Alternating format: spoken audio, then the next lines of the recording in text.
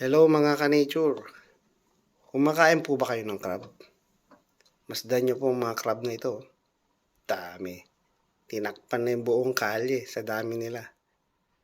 Oh. Ayun, tinasagasaan na lang ng sasakyan sa dami. Nagbistula na siyang parang peste sa lugar na ito ah. Hindi po ito sa New Zealand pero according kay Google, ang Christmas Island na ito ay nasa external part ng Australia. Ayan po. Tingnan nyo po itong island niya. Sa kalagitnaan siya ng dagat. Ayan po, yung maliit na yan. No?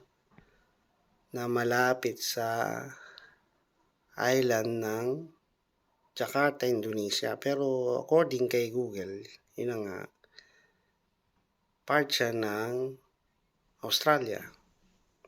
Ayan. Ayan, no? Tingnan natin yung island. Ulit, balikan natin yung island. Ayan siya, liit lang, oh. Maliit na island lang siya. Ayan. Si island, kung mapapansin nyo, may community, oh. Actually, meron pa siyang airport. May airport siyang sarili, well, sa bagay, mayaman ng Australia. May community, ito, tingnan nyo, bilang na bilang lang yung mga bahay. Yun lang, liit lang na island. Parang silaki lang ng isang baryo. Ganun po siya kaliit. Na nasa gitna ng dagat. Malapit sa Jakarta, Indonesia. So, yun.